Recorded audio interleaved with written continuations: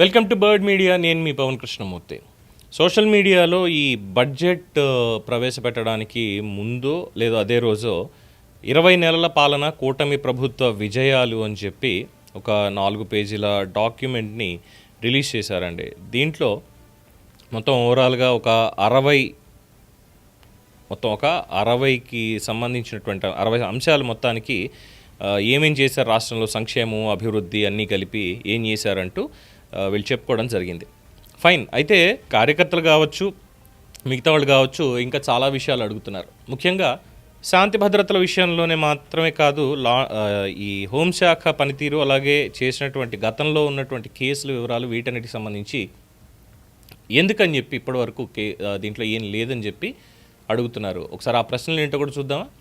లడ్డూ కల్తీ కేసులో సుబ్బారెడ్డి మీద కేసు ఎందుకు లేదు?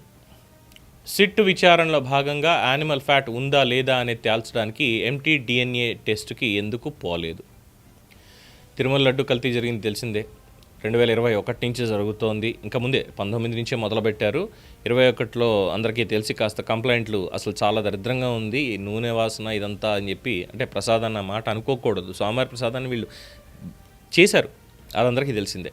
అప్పుడు సిఎఫ్టిఆర్ఏ టెస్ట్కి పంపించినటువంటి సుబ్బారెడ్డి రిపోర్ట్ నాకు ఇవ్వలేదు, వాళ్ళు పంపించింది నేనే, బట్ నాకు రిపోర్ట్ ఇవ్వలేదంటే లాలూచి పడిపోయినట్టు తెలుస్తుందిగా. సుబ్బారెడ్డి ఇందులో ఆయన నిర్ణయం లేకుండా, టీటీడీ ఈవో నిర్ణయం లేకుండా అయితే ఇదేం చేయలేరుగా. అలాగే ఈ టెస్ట్ ఎందుకు చేయించలేదు? ఎన్డీఆర్ఐ వాళ్ళు చెప్పిన దానికి కానీ ఇంకోటి కానీ, సిట్ వాళ్ళు, సిబిఐ సిట్ వాళ్ళు ఎన్డీఆర్ఐ టెస్ట్, ఎంటీడీఎన్ఏ టెస్ట్ కానీ, హెచ్పిఎల్సి టెస్ట్ కానీ ఇవి ఎందుకని చేయించలేదు? ఇక మూడో ప్రశ్న, ఆరోపణలు వచ్చిన ప్రతిసారి వైఎస్ఆర్సీపీ ఎదురుదాడి చేస్తుంది అని తెలిసినా కూడా ఉదాసీనంగా ఎందుకుంటున్నారు?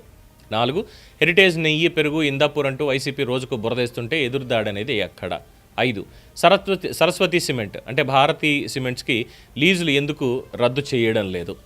వైఎస్ వివేకానందరెడ్డి కేసు ఏమైంది? 6, 7, తోపుదుర్తి ప్రకాష్ రెడ్డికి చెందిన రాక్రీట్ సంస్థ సెంటు ఇళ్ల నిర్మాణాల్లో చేసిన అవినీతి మీద విచారణ ఎక్కడ దాకా వచ్చింది? 8, ఆవు భూముల మీద విచారణ ఏమయ్యింది? 9, సెంటు స్థలాల కోసం సేకరించిన పొలాల్లో వైఎస్ఆర్సీపీ ఎమ్మెల్యేల అవినీతిపై విచారణ ఎందుకు లేదు? మడ అడవుల ధ్వంసం కేసు ఏమయ్యింది? 10, భారతీ పాలిమర్స్ నుండి రేషన్ బియ్యం సంచుల కోసం ఇచ్చిన 750 కోట్ల క్విడ్ ప్రోకో సంగతి ఏమిటి? 11, వైసీపీ ఆఫీసుల పేరుతో ఊరూరా కట్టిన ప్యాలెస్లను ఏం చేయబోతున్నారు? 12, ద్వారంపొడి కాకినాడ బియ్యం అక్రమ రవాణా అంటే పవన్ కళ్యాణ్ గారిని ఇప్పటికీ ట్రోల్ చేస్తున్నారు, సీజ్ ద షిప్ అని, మరి దాని మీద కేసు ఏమైంది? 13, లిక్కర్ కేసు ఏమైంది? జగన్ దాకా ఎందుకు పోవడం లేదు?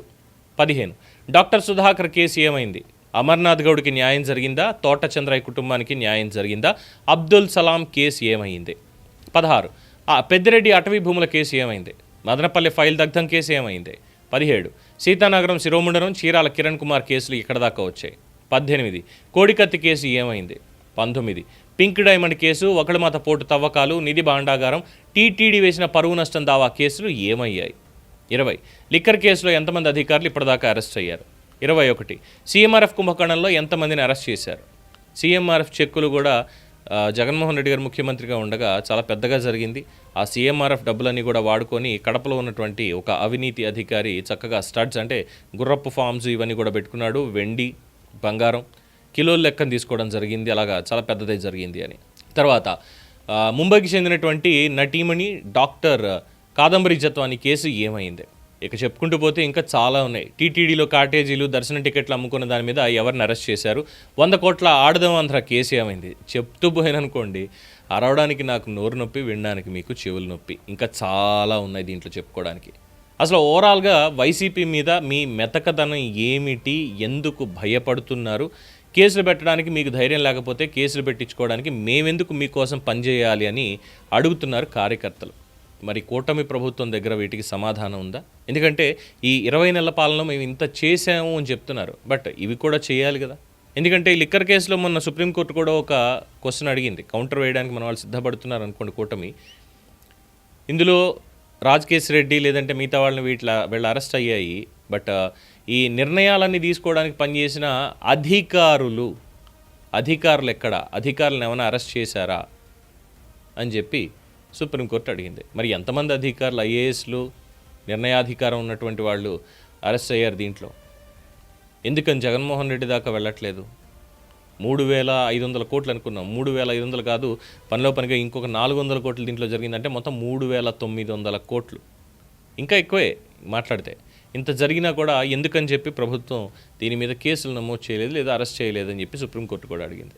అలాగే చెప్పుకుంటూ పోతే చెప్పానుగా, ఎన్నో ప్రశ్నలు వస్తాయి. కానీ ఏ ఒక్కదానికి సమాధానం మాత్రం కూటమి ప్రభుత్వం దగ్గర లేకుండా పోయింది.